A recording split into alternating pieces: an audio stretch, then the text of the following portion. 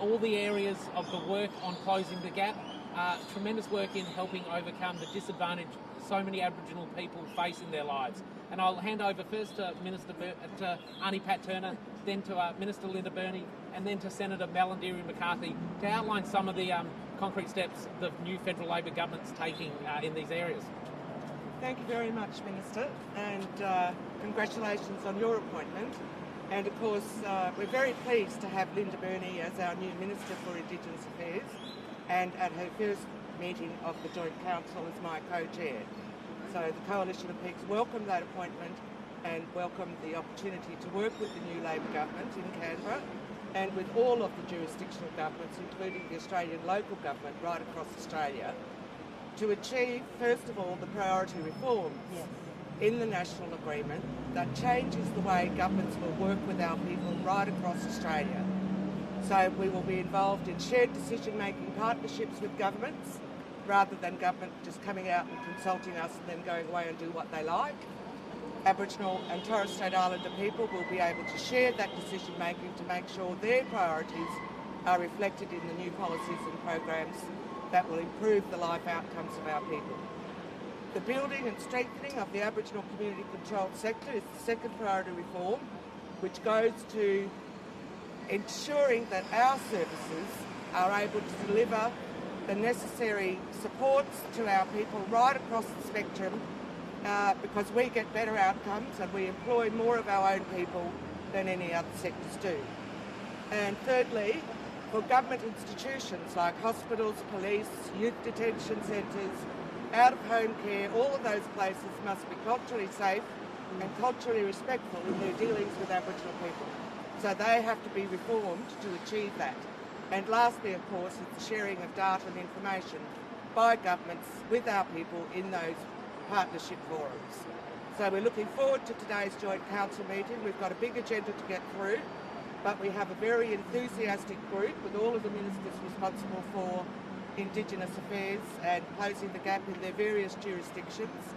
And we welcome the new ministers and, of course, the Coalition of Peaks reps as well. So thank you. Minister Burney? Thank you, Pat, and thank you, Minister Barr, for your introduction.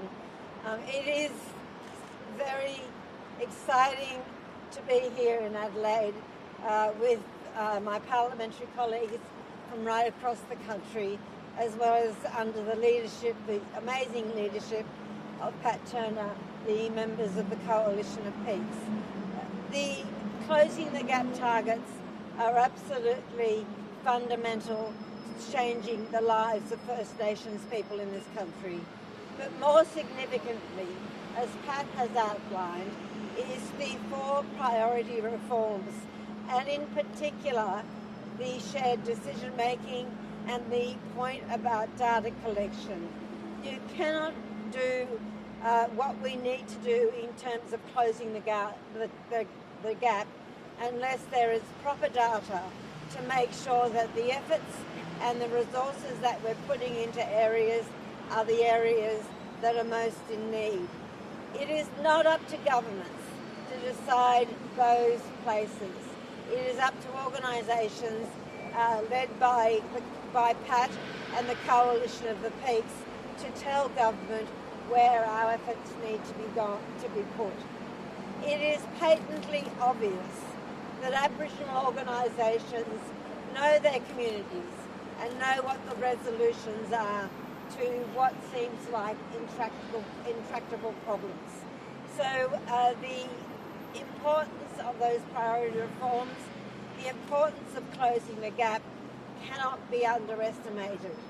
And just finally, and let me make this as a very strong statement, the Albanese Labor government, of which I'm a part of which Ballandeary is a part of, is absolutely committed to the Uluru Statement, including a voice to the Parliament. But it is wrong to suggest that that agenda will be usurping the agenda of closing the gap. They are part and parcel of the same thing. Unless First Nations people are living lives of choice and chance, just like other Australians, then we cannot ever hold our heads high in the space of Indigenous affairs. I'm going to hand over to Malandiri McCarthy, who is going to make an announcement to just back in what I've said, what Pat Turner has said, and what the ministers and the Coalition of the Peaks are on about here in Adelaide going forward. So thank you very much, and we'll take questions after Malandiri speaks. Thank you, Minister Burney, and thank you, Pat Turner. It is wonderful to be here with both Pat and Linda, but also with the ministers from all of the other jurisdictions, and most especially with the Peaks. The Aboriginal community health sector across this country does incredible work, and I know that the Albanese Labor government is focused on that in terms of the social policies. I certainly want to announce today that our focus is around 500 Aboriginal health worker trainees across Australia. I'm looking forward to working with Pat Turner and Nacho, but also the community health sector right across Australia, the Aboriginal community health sector, because we know that health, jobs, housing, all of these are absolutely critical. There are social policies that our government is absolutely committed to. We are focused also on renal disease, on rheumatic heart disease, and of course in the job sector, the revamping of the community development program. So we can do both. We can ensure that we lift the standard of living for First Nations people in this country, and we can see a referendum come forward for a voice to be enshrined in the Constitution. Senator, is there a monetary value to go with those 500 jobs? How much does that give them? Sure. We're looking at over $50 million, $52.9 million over 5 years, and this gathering today is an opportunity to further that conversation, because we want to ensure that it takes place as soon as possible. Any other questions? So what will the priority be for today's meeting? What issues do you want to flesh out? Well, we've got a number of issues. So we have a process which comes to Joint Council on behalf of First Ministers, and we agree to matters that, for example, today there will be a new community infrastructure target that we hope will be endorsed by all members of Joint Council, and that they will endorse in principle a new inland waters target for commercial development purposes for the exclusive use of Aboriginal and Torres Strait Islander groups who want to get into economic development projects. That will be an in-principle agreement, we hope, because then we'll check that with First Ministers and come back to a later meeting in December. And we also have a number of very important policy partnerships to be endorsed in the social and emotional wellbeing space and in the early childhood care and development. And of course that is extremely important. We've got a number of place-based partnerships that will be confirmed, and they are where the governments will work in full partnership with those communities like Dumaji and in the East Kimberley and in the eastern or western suburbs? Western suburbs of Adelaide. So there's a whole range of sites in that regard, and there'll be an update on existing policy partnerships like the Justice Partnership. So there's a lot of work, as you can see, and a great variety of work. We've already done a number of projects, for example, on sector strengthening plans, and so we've completed that with the housing sector, and we have some new ones coming on board, and the health sector rather, and there's some very strong recommendations in that for governments to now take forward and implement. So it's a lot of work across a whole range and various types of activities with these place-based partnerships, data working groups, the policy partnerships, the sector strengthening plans, You know, it's a very complex set of arrangements, but it is necessary to do that. And what is important, though, is that the First Minister's departments in each jurisdiction take a key role in ensuring that every agency across the government understands and fulfills their respective responsibilities under Closing the Gap, because the Aboriginal Affairs Ministers cannot do it on their own. They must have the full support of their Cabinet colleagues.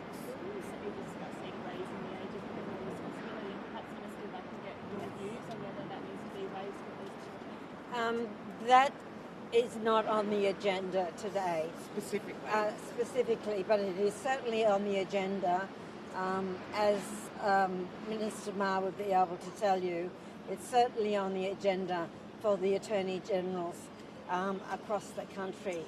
Obviously, the age of criminal responsibility is a major issue, particularly when it comes to the incarceration of First Nations young people. Most of the people who are in juvenile justice centres are Aboriginal young people, unfortunately. The federal government has been very clear that we believe that 10 is too young. We are yet to arrive at what we believe the appropriate age should be. But I can assure everyone here, there is national leadership on raising the age of criminal responsibility. Obviously, states and territories are responsible in their jurisdictions about the age, but the national discussion has restarted after it stalled under the Attorney General, Christian Porter, and I know that Kaya might like to add to that. Yeah, it is a very important issue, and an issue that 2 weeks ago today was probably the most important item on the meeting of all Attorneys General that happened in Melbourne. Every state and territory has committed to joint work on looking at issues that go along with raising the age. If it's not a criminal justice answer to children, what therapeutic interventions can be put in place?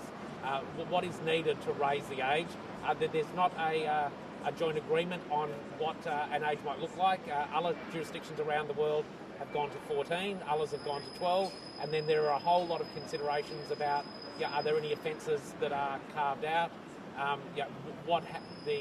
The services and wraparound services that are provided with raising the age, but it is work that we are certainly doing in South Australia, and was a critical item that all Attorneys General spoke about 2 weeks ago. So do you see this being something feasible this term of Nana's government? Will we have the criminal age lifted?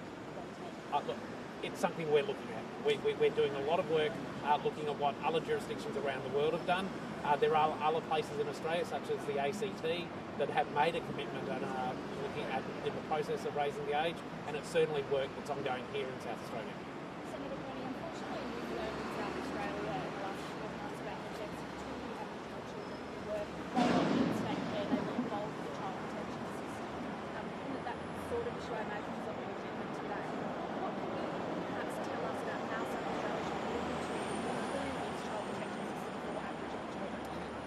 Look, I am loath to speak about individual jurisdictions, but what I can say is that in a previous life, I was the Minister for Community Services in New South Wales.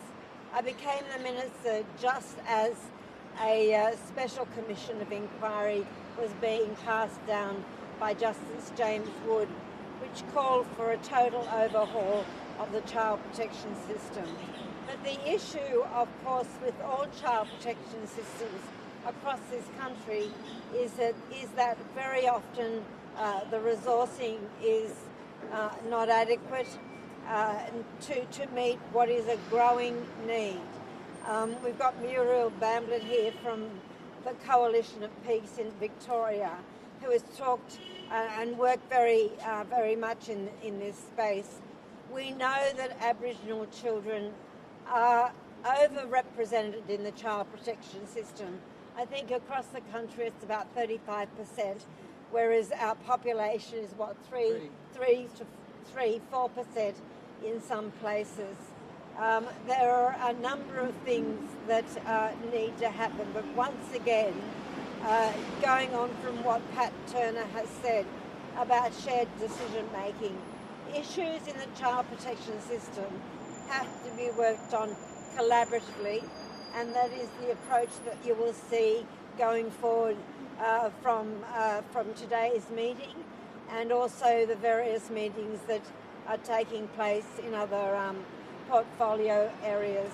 And just to finish up on that, the key to child protection is twofold: early intervention and prevention. Well, threefold, I should say, and making sure that the Aboriginal community is absolutely integral to not only what the child protection system looks like, but be involved in child removal and placement of children, particularly in kinship care. Minister, there are reports of self-harm in Banksia Adult Prison and Rockdale in the MP. The states and territories have a responsibility to immediately remove children who are in a place of harm. There are people here from the Northern Territory and from Western Australia. Obviously, the situation in Tasmania, the situation in Western Australia and Northern Territory when it comes to Aboriginal young people being placed into adult jails. We've got reports, and I know that Pat Turner talked about it on radio this morning, of self-harm in Tasmania. They are issues that have to be dealt with at the state and territory level. And I know that there is a lot of work going into it. But the clear message from the federal government is that we are most concerned about these reports and want to work collaboratively with states and territories on addressing the issues. It is not about one tier of government doing something. It is about all of us and community organisations like the ones that you see here today involved in resolving those issues. But to have so many young people in what is obviously very difficult circumstances is a major concern for all of us. If the states and territories don't do anything, will the federal government intervene? Can I be very clear from the federal government's perspective? We believe the way forward, particularly with issues to do with First Nations people and a number of other social issues, is not to come in over the top of states and territories. There are competent, good people both in the community sector and the government sector. On these issues, I think it is the role of the Commonwealth to work with jurisdictions to get an outcome that is the best for the community, and in particular the best for young people in those circumstances. Minister, you mentioned data collection earlier. Are there particular gaps that you want to see addressed first? We'll be talking about data collection today, and my message, and my colleagues are standing here with me, is that if we want to have real, decent and good outcomes in Aboriginal affairs, in particular, you have to have good, solid data. I've been a state minister.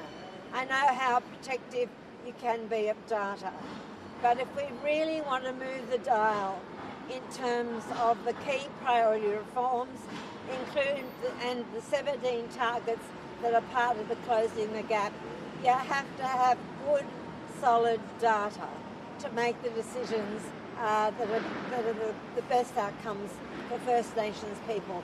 And that's all we've got time for today. You touched earlier on how Closing the Gap and the Voice of Parliament have worked hand in hand. Could you elaborate on that? Yes, just to finish up, and there may be individual state ministers that would like to say something.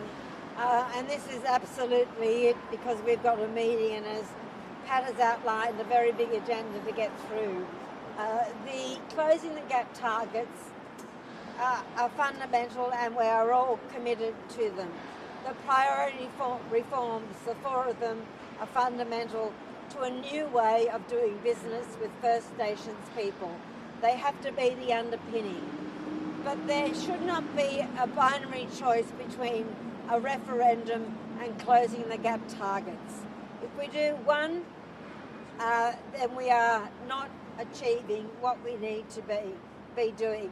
So what I'm saying in terms of a voice to the Parliament, it will be another layer of making sure that the Parliament takes on board what the Closing the Gap efforts are about and works hand in hand with the peaks, and we should and we will be doing that together at the same time. It is not beyond us, and if it was, then neither would make any sense. So we'll be doing them both. Thank you all. Is there any individual members? We handed out yesterday 40 odd pages. We're having what is it, 40 things?